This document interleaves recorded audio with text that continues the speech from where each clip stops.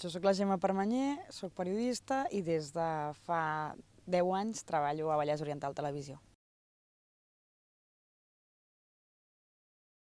Vallès Oriental Televisió va néixer el 9 de setembre de l'any 2009, per tant fa 10 anys aquest any, i les persones que vam formar la redacció inicial eren persones que o bé formaven part de l'antiga redacció de Granollers Televisió, per tant ja estàvem habituats a la televisió, en aquest cas local.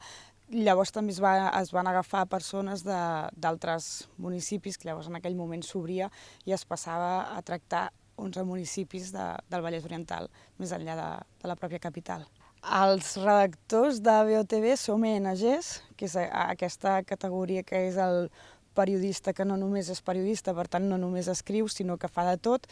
Nosaltres produïm les notícies, vol dir que les pensem, contactem a les persones a qui volem entrevistar o amb qui volem quedar, anem als llocs, gravem la notícia, fem les entrevistes que pertoquin, llavors tornem a la redacció i un cop som a la redacció el que fem és descarregar les imatges, editar-les, fer el text, locutar l'off i muntar la notícia. En alguns casos, alguns de nosaltres també hi posen la cara a la pantalla, però és aquesta fórmula de periodista que va sol i que ho fa una mica tot. En el seu moment van decidir que la rutina que més eficient era per la redacció era que cada un dels redactors s'encarregués d'un dels pobles. Quan va néixer la tele n'eren 11, ara en són 9, llavors cada un de nosaltres s'encarrega d'una zona concreta.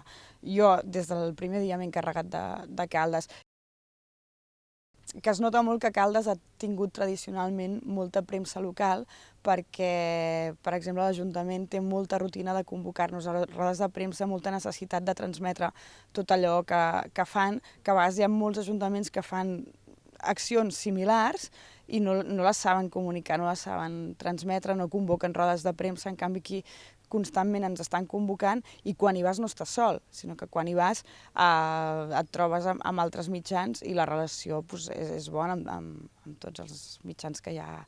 També es nota que la història de l'antiga televisió de Caldes, perquè al mateix temps que la gent està acostumada a convocar rodes de premsa, també molts cops les convoquen pensant en la tele, que a vegades hi ha llocs on et convoquen una roda de premsa que és zero televisiva, no? És un plafó i una persona. En canvi, aquí t'hi posen acció, que això és beneficiós per nosaltres. L'Escaldàrium va ser una aposta molt forta de VOTV, però també de la xarxa de televisions locals, perquè és una retransmissió que no la fa VOTV sola, sinó que la fa la xarxa i es veu per totes les locals de Catalunya.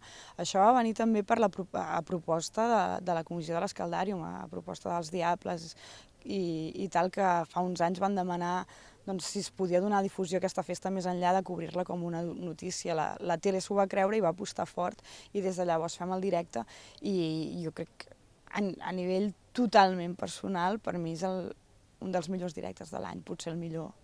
Jo crec que l'exemple de que la gent m'identifica amb la tele és un senyor que em va venir un dia a preguntar si podia anar a casa seva a sintonitzar-li bé la tele perquè no la veia bé. Torno a començar? Sí, torno a començar. Vale.